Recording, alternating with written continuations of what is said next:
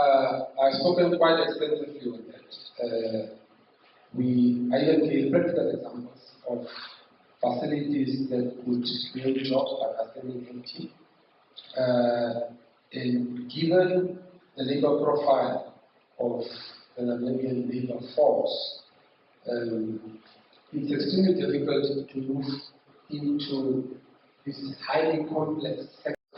And I think this one also was ordered to the schoolyard and boxing out there. But the point that I'm really making is that this agriculture is a labor-absorbed sector. From an investment perspective, that Roland sort of speaks to, the opportunity lies there. You've got local demand that completely outstrips local production. So already investment can go into those sectors that are labor absorbed. I don't want us to speak about the Silicon Valley because the Silicon Valley will not come tomorrow or today, and that's where the problems are. Problems are today.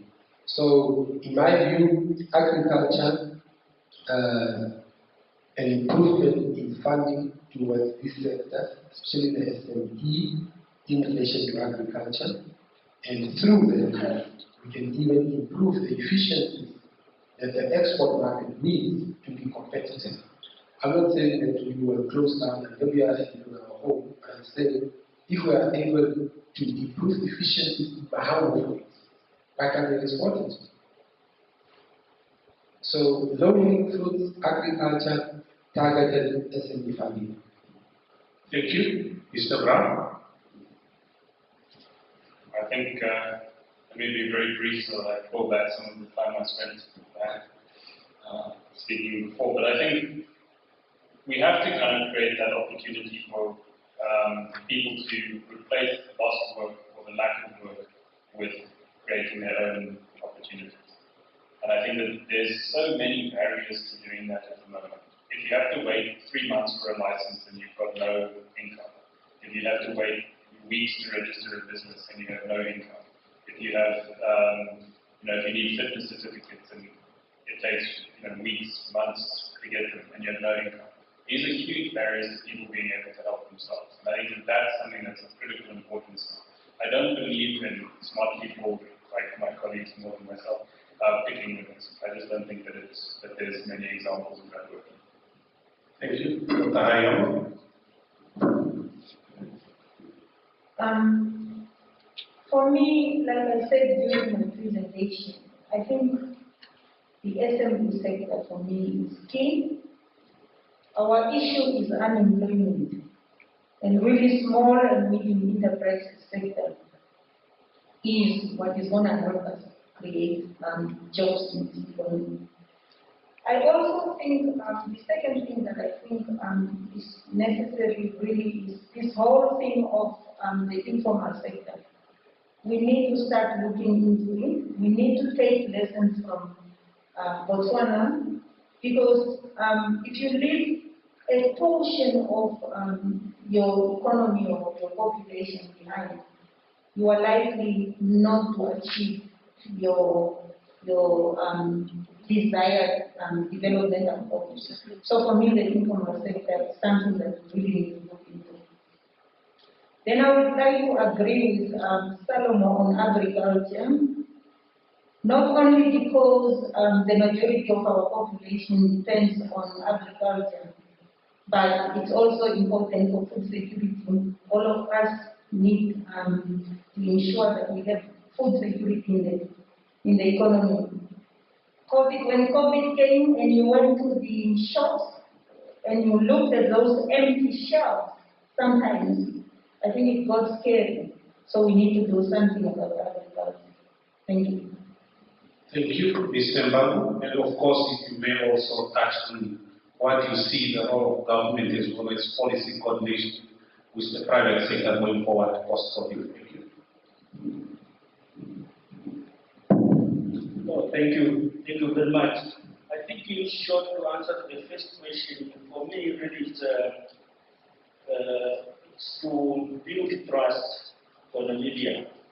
One, with COVID itself, that if we would have the majority of our Namibians being vaccinated, not only that it will help us locally, but it will be able us to open. And even those, because we can open, but if there is no trust, there is no confidence, even those who are supposed to come and visit us will not be able to visit us. But also, the other element which we can do to the issue of coordination, whether you are talking of reforms and so on, I think you are converging on the issue of coordination and policy reforms.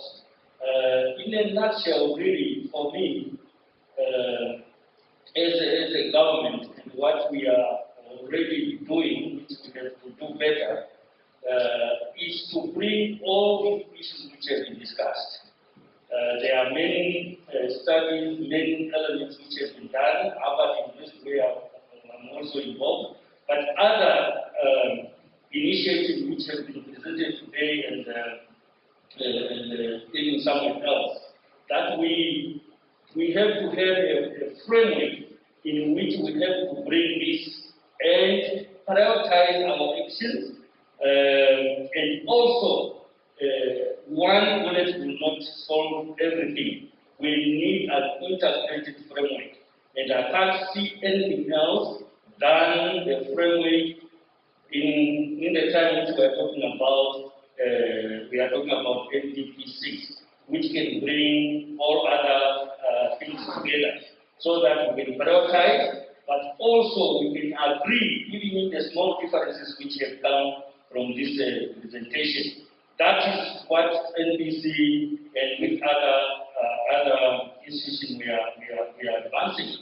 You have talked about the mobilization of resources.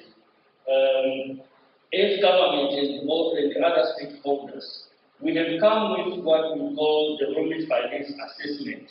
The report, you can Google on the NBC or on the UNDP website, you can get that report. It talks of some of the issues which have been represented here. For sure, the government space is limited now, but we have to leverage resources from all other sources. One, we have talked about the triple P. It was presented here. It's very articulated in that report.